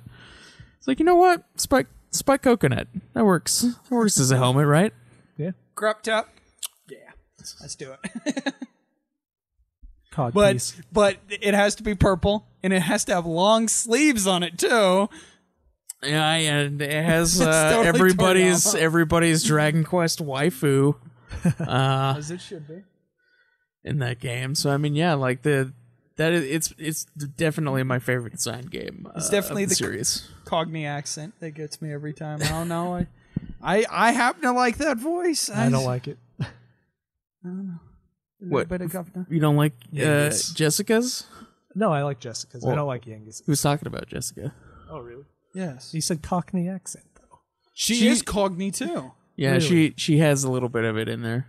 It's not nearly There's- as expressive as Yangus, but it's definitely Depending there. on which part of the UK it is, there are levels of degree in which case that exists, especially amongst like the high class and the working class. Yeah, it's definitely a class thing. Yeah, definitely. But yeah, design's great. I personally think that any game that has cell shading the way that it does is the best holding up types of games. Period. Any cell shading game I've played. Yeah. You could literally just pick this thing up on PS2 and be blown away by the size of the world and how it looks, and it doesn't look dated to me one fucking bit. It's like Wind And it's Waker. the same exact Yeah. Timeless way design. with Ni no Kuni, which is another level 5 game, which I highly recommend. I need to play that. I do too. I need to play that first one. So, design's wonderful, great. I don't think there was any creatures that I came across this time that I looked at it and went, this is fucking stupid. Yeah. I didn't get any text from you this time about it. I mean, there's some weird ones, but I like let it go because it's a unique design, like the fucking furry dudes that were in the boots, and then like the lips, Oh, the God, slugs with the sucker lips. huge ass fucking like lips. Yeah, As long as they're not Jinx, then we're good. just shit like that. It's like, oh yeah, it's kind of stupid, but I can't really blame it because it's like not really stupid, and Like it's not some of like the just a ones that have- recolor. Which this game didn't really have any recolors. Like this is like maybe a few, but I don't really Maybe a remember dragon any. thing again. It was small enough to not notice. So Yeah, that's definitely there's a hardly positive. any recolorings of enemies. Like it had a pretty large variety of different creatures to fight. Yeah, I think so too. It's definitely the best looking game. And it definitely helps that, you introduce a little bit new monster designs in each one, and then you're able to pull from the hundreds that have been going on from the series since the beginning Yep. to create a wide variety of things similar to the Pokemon thing. By each gen, you can create 50 or so, and then pull the other 50 from the last gen, and you got this wide amount of bosses and Variations, designs that yeah. you can put into each area as you go through. Yep. So, The overworld map looked great. Towns looked great. They were all different and unique in their own ways. oh yeah. I didn't like the one where you'd have to go on the rooftops though. Oh, the Where you Thieves meet Alley? up with Yangus's master, I think is who it was. Red. Oh, it was Well, Red? Yeah, you end up. The horse gets stolen. So Right. yeah, and it's a whole bunch of thieves in town, and then eventually Red buys the horse. But yeah, you're trying to figure out what happened to the horse, and you're trying to go along the rooftops Yeah, and figure that out part what's was going on annoying. with it. Didn't you have to talk to like every single person in the Yes. town? Yes, you That did. was the problem with it. That was. That was a callback to an older Dragon Quest game. Yeah. But regardless, though, I still like the way that it was designed and looked. It's just that it's a tedious area. I think But- one of my favorite parts of the design is in the overworld. You can like see the whole town from the outside, Yeah. and then Yeah. you just walk in, and it's the same fucking size. Yep. Like they don't The downsize scale it. is perfect. Yeah, it's perfectly scaled. It's not like with a lot of older games where like it's scaled down a bit until you get in there, and then it gets a little bigger. Yeah. It's just that size. Like you go in there, and you got the whole fucking town in there for a PS2 game, like a huge ass RPG. Like amazing. Yeah, I think that has a lot to do with it. The console that it was on. Coming from PS1 to that was just a huge jump as far as scale and graphics go. So It's definitely ambitious. Yeah. Because not even a lot of full-fledged RPGs took scale that way. They would, scale it down compared to what you would think the whole world would be. It gets tremendously scaled down. Yep. For most RPGs from that era. Yeah, in order to compensate for like other games like Final Fantasy X and stuff, they had to make them super linear. They couldn't make it like huge and yeah. And then like with 12, in order to have huge areas like they did, they had to have a lot of loading screens, a lot of different sections for each part. So it wasn't exactly like just one massive open space. It was like a lot of really tiny spaces. Yeah. So that's it. And then Dragon Quest VIII is basically the opposite. It's fucking massive everywhere, and then like each town is kind of like its own little space. Yep. Xenosaga does a good job at spacing, but it's not nearly to the extent of Dragon Quest VIII. And I know that Tales of the Abyss and the other Tales of Vesperia, I believe, that's on PS2, they had big open world maps like that, but the loading screens, Tales of Symphonia was Symphonia is the one. Cube. Right. But I get those mixed up. I haven't even played them either. Yeah. So no worries there. Just the loading times are not good.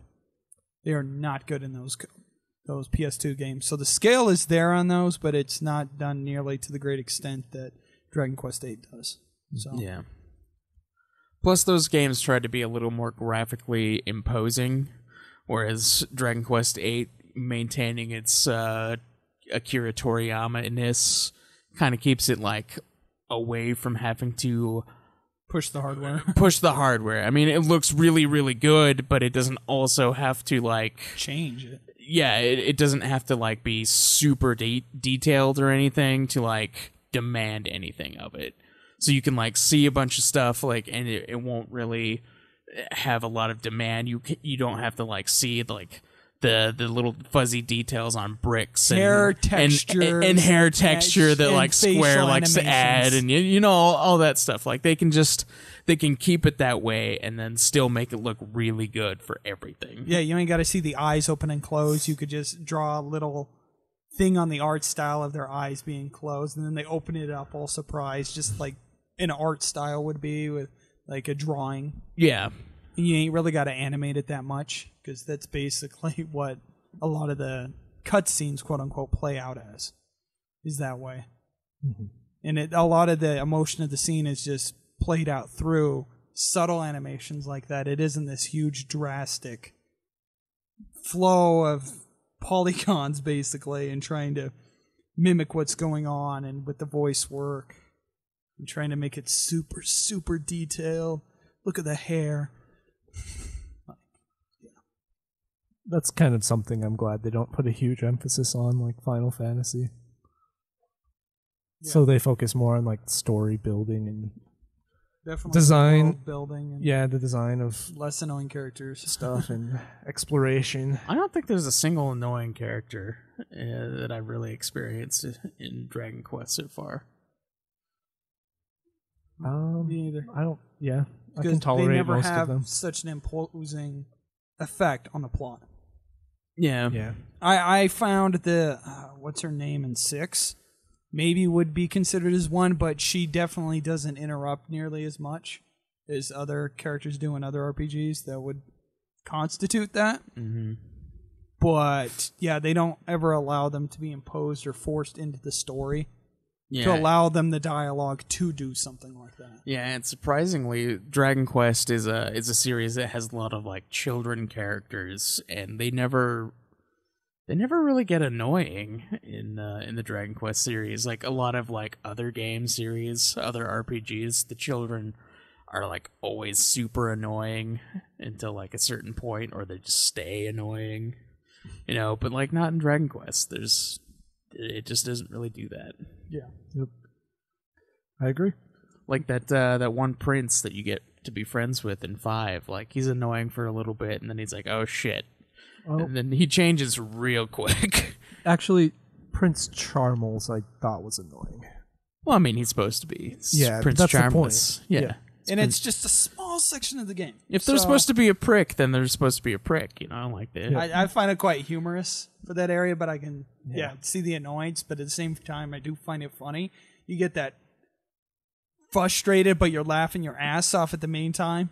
Yeah, kind of like you are around kids sometimes. It's like it's funny what they're doing, but you still want to choke them. Yeah. So, Yeah. So music.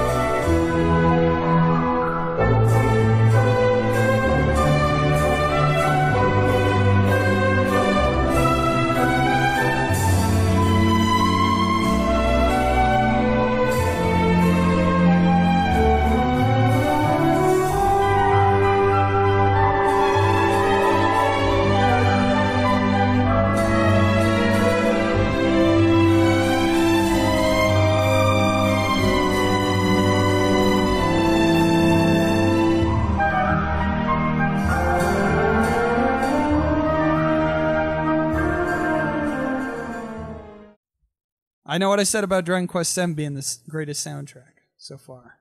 You said Dragon Quest VII? Yes, because of all the orchestra themes in 7 compared to all the other ones so far. Yes, 8 is even better. It is.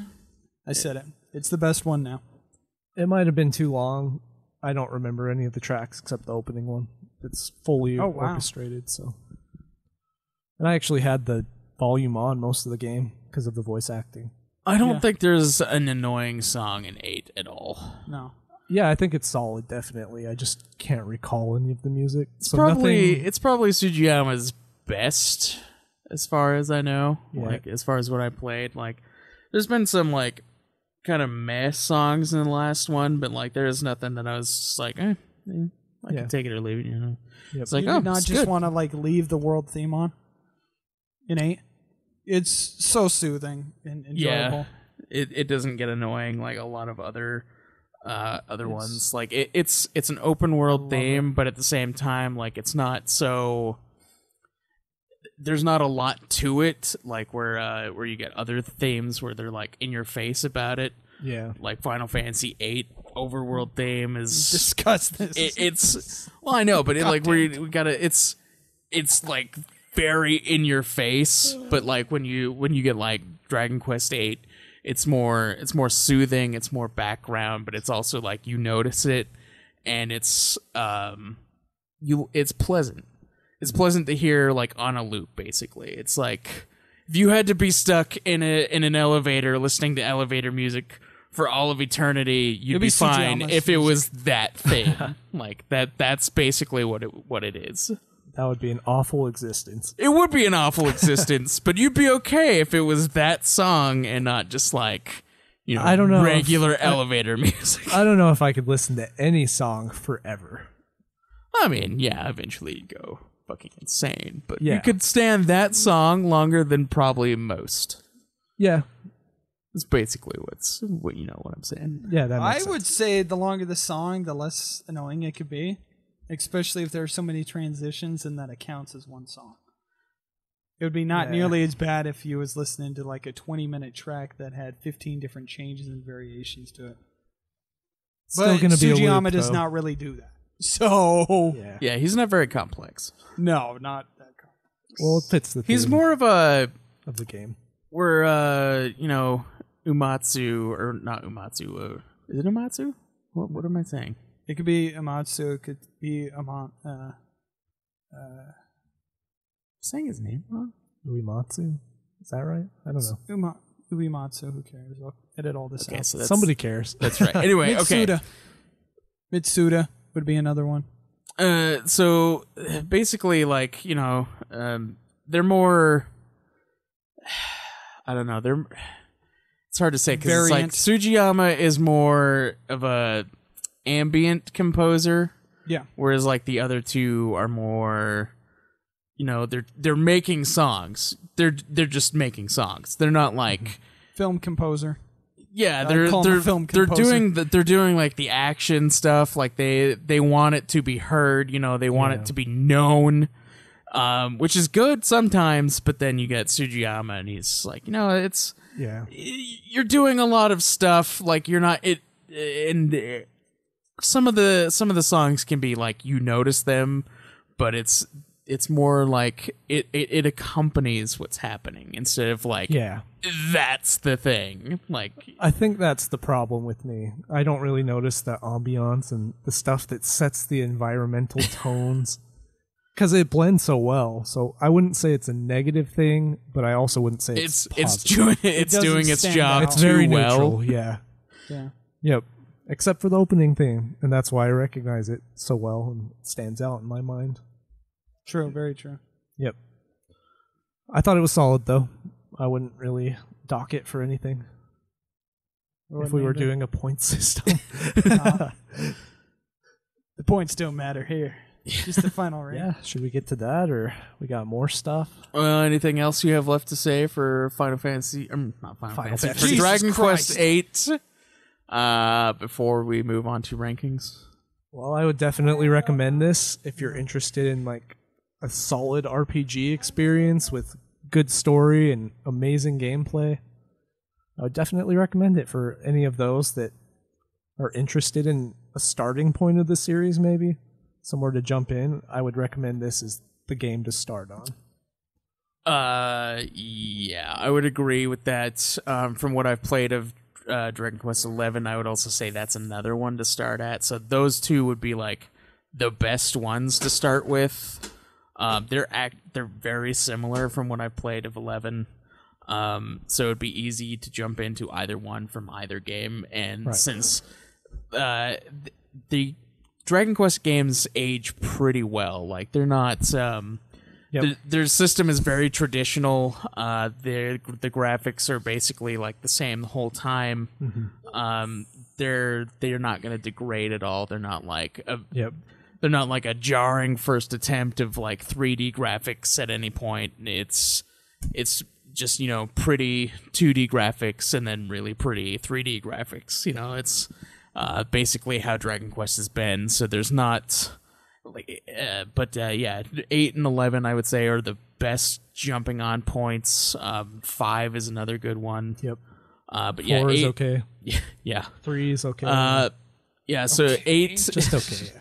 8 is a really good game, and it's one of the best RPGs I've ever played. I would highly recommend playing this game, even if you're not really that interested in Dragon Quest. It is a fantastic RPG on its own. It's definitely not genre defining, but it's I would say a mastery of that particular genre. This game specifically. I just think the gameplay is It is a awesome. mastery of the old school RPG done in a 3D environment. Yeah, a more modern experience of the classic style of RPG. I got to second everything Craig said. It is arguably discussable that it's, without a doubt, in my top 10 RPGs of all time. That's fair. No doubt. And arguably to be maybe into like a top 6 or 7, given into an argument. It is that goddamn great. It is very, very solid. And I can find very little that I can complain about it. Maybe there's a minute thing within the character progression and the development of the hero not being nearly as great as 5's. But that's just me being extremely fucking nitpicky. So, yeah. It is phenomenal, and anybody who enjoys video games, not just RPGs, it is a must play. You're going to laugh, you're going to think it's awesome. If you're into puns. Yeah, that Jessica's sums up Dragon life, Quest pretty I mean. well. There's lots of puns throughout the series, which I enjoy. It has quite a few, especially in them fucking monster names. That jargon, dude. I'll never get over the jargon. From which one? From like 8, and I think it's in a few other ones. It's that like dragon dude who has the jar that's like tapping on it. It's just a dragon carrying a jar, and it's called a jargon. Oh my gosh. It's, That's funny, though. it's so dumb, but it's like, all right. We're going to roll with it. It get a chuckle from me. And it probably did. Yeah. He throws sand at you, which is a huge pain in the ass because it blinds you. Yeah, I don't like that status. He was like, I think most of them were like right at the beginning. They're not very strong enemies. Yeah. So, interesting thing on one of the critical reviews that I found funny was that Nick Margos of OneUp.com praised the game's British tinted localization, saying how the humor is often successful except for a few puns that will on occasion make you want to die. Parkin describes the voice acting as a mashup of Monty Python and The Princess Bride. Fantasy Farce driving the cute narrative and the ideal oral vehicle. I didn't think of it that way. Definitely Princess Bride vibes. Yeah, I agree with that. It's not satirical enough to be Monty Python. No, not nearly as much, but it's definitely got the pun humor in there. And some of the legacy is that basically most of the characters are clearly already playable in Heroes and Heroes 2. So like the entire cast of 8 seems to be represented in those games. So Except for like the main characters. I think the main characters are never playable in the Heroes games. I think it's just like the other characters. Okay, but That's a I cool definitely aspect. know there's Angelo, Jessica, and Yangus are all in the cast. So that's Yeah, they probably are. more than any other one. Yeah. And as far as like the whole dungeon series goes, that Dragon Quest and Final Fantasy share with Chocobo's Dungeon and Tornico's Dungeon and all that. Yangus apparently has one on PS2, which we've never got now, Jessica's or are we Dungeon. going to? I'll I explore will Jessica's explore dungeon. those depths. Go spelunking. So, and 9 when we're getting to Cave apparently diving. Jessica, Angelo, and King Trode appear as special wife, I guess, in the Questers Rest Inn in Stornway. Dolmagus and Rapthorn appear as optional legacy bosses, and the player can acquire a Trodane Royal Guard costume to dress 9's hero. So, You also get that in 11. yeah. Oh, nice. Yeah, I noticed that they had like mentioned it on. It's social pretty media good and armor. stuff. It's like you start off with it, and it's the best thing you have for a while. Yep. All right. All right. So- Well, very good then. Ultimate rankings. I honestly any don't remember questions? what my rankings were at. All right, we'll figure that out. from the last time.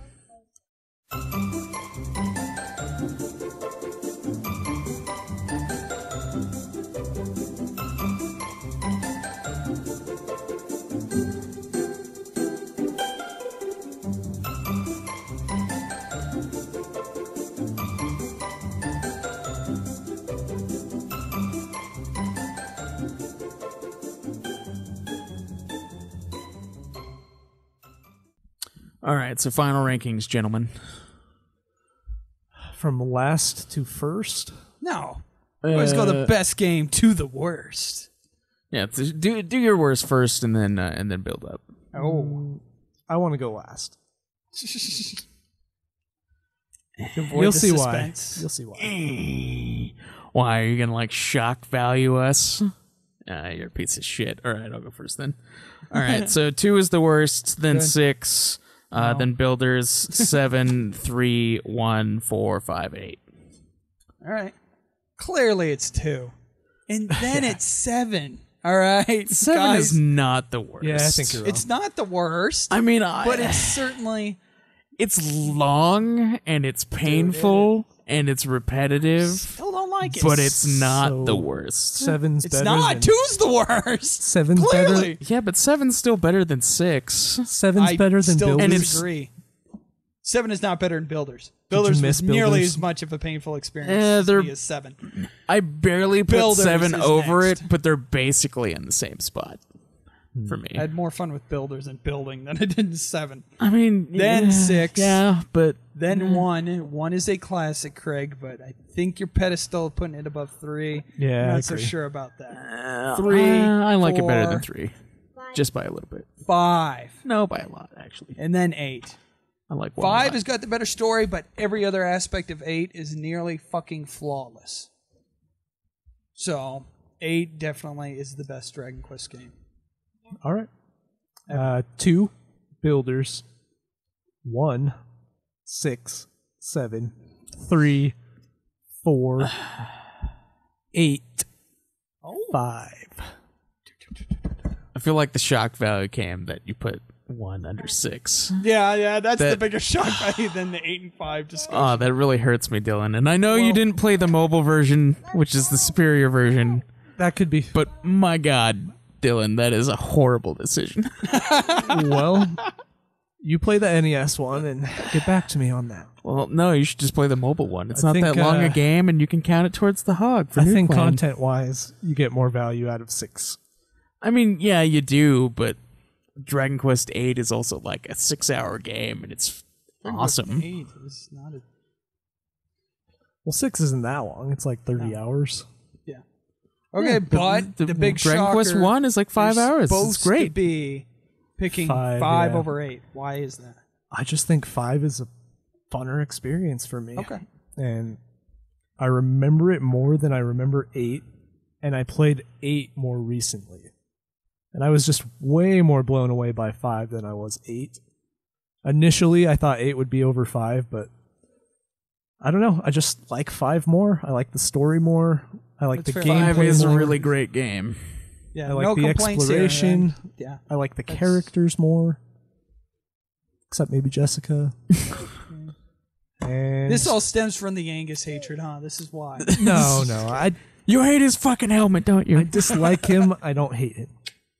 So good. And yeah, Apples to oranges. It's Exploration. not nothing to really. Do not harp on him for picking 5 above 8. It is not. 5 a big deal. is a really good and game. it's more impressive, I think, for a Super Nintendo game than That this is game fair. is for PlayStation 2. That's fair. Because like, if I'm looking at all the PlayStation 2 games, this one is below quite a bit of games. Maybe not RPGs, but just PS2 games. It's up there for RPGs. Yeah. So I would have to disagree with that statement. But yeah, I get what you're saying. Yep. Yeah. So I'm putting it over 8. Yes. It might be an unpopular opinion, but that's how it is. It's just how I feel. Your one Fortunately- being under 6 is a far more 100. unpopular opinion. It is. I don't know. I It's agree with 6. Jake. The one pedestal 6 is such a trash too game, much. dude. It's like it is barely better than 2. No. And 2 is Now such a You're just No. being. no, dude. It's not a good game at all. I liked it. It's. I liked 7 too, though, and you guys seem to hate it a lot more than I do. I didn't hate 7. I just didn't want to be in 7 for as long as I was in 7. Yeah, that's the biggest detractor from the game. It's too much of a commitment for what you get out of it, Yeah, it's which isn't much.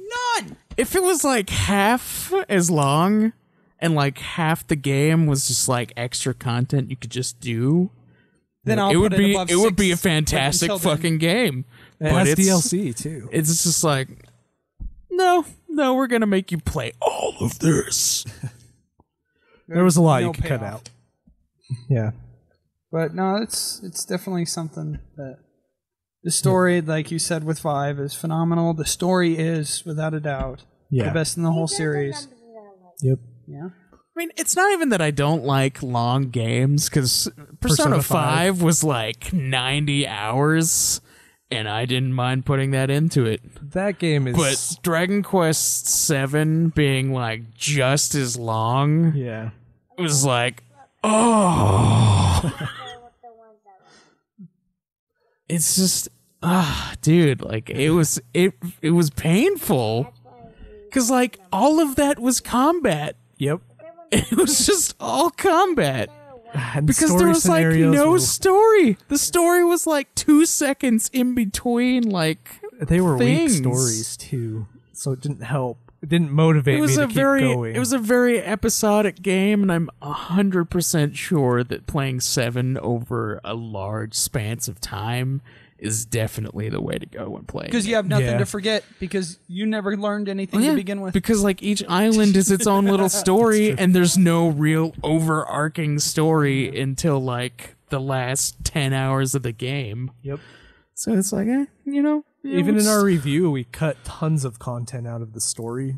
And Because it didn't there make was any difference. Yeah, because there was no story in between. It was just like they each like little towns individual thing. It's like, okay, that's cool, but I don't need to experience this over and over and over again. Because you have to keep going back. If Yeah. you made it a cutscene, it'd be a lot more eventful. Yep. Even though Dragon Quest ain't really known for a lot of cutscenes, but the fact that you have to go present, then past, then present, then past, just to get like a 15-second thing of dialogue every single time on every single island. And there's that like you no explore. real reason to go back to the islands you've already visited. Except for the fact that it forces you to. Well, no, I mean like it would be one thing if it story's was like, oh, hey, you have to go back to this one island because there was a thing that you need to go to this other island. Yeah. Then it'd be like, all right, fine. Then that's a reason to revisit. But then you're like, I just completed this island, but I must immediately go back to see what's changed. It's like, okay, but why? You have no reason to go there. Like, Yeah. Here's the biggest determining factor, though, of my placement of 7. You could cut it into a third of what the length is, and it still wouldn't be above 3 on my list.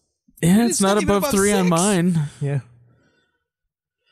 I think that's just as blasphemous that people like Jacob, you're tripping. I'm like, what? No, Seven's no, better than 6. 7 is not better than 6. Yes, No freaking 7, way. yeah, 7's better than 6, dude. Yep. It is. definitely. All right. Well, you should add us or leave comments or Reviews. on those things. Give either us at your our own website rankings. at puffpuffhour.geekdomentertainment.com or our Facebook page, which is Puff Puff Hour, Which is very or- inactive. Sorry about that. I don't or- have Facebook anymore. or our Twitter. We also have a Patreon, which we are so grateful for everybody that supports us on there. Despite Actually, having no content for we a even- Thank you, while. Jacob. We even You're have awesome. a new patron, Andrew Wayant. I hope I said Yes. that right. I know you on Twitter, man. Yep, I see him all You're the time. awesome. Good job. Yep, he's very active in commenting and liking our posts. So we thank you for You're your awesome, good patronage. sir. Yeah, we really appreciate it. Helps keep the show going. Yeah, and if you don't like any of our opinions on this and you want to give us a piece of your mind, you can find me at Wandering Flame. At DROM Media. Me at Obsidian Bar. Yes. All right, guys. Well, thanks for joining us Yes. on our review of Dragon Quest VIII. And we'll that's see you it. next time. Hopefully sooner than we've been doing. Keep it super and keep it questy. Quest on.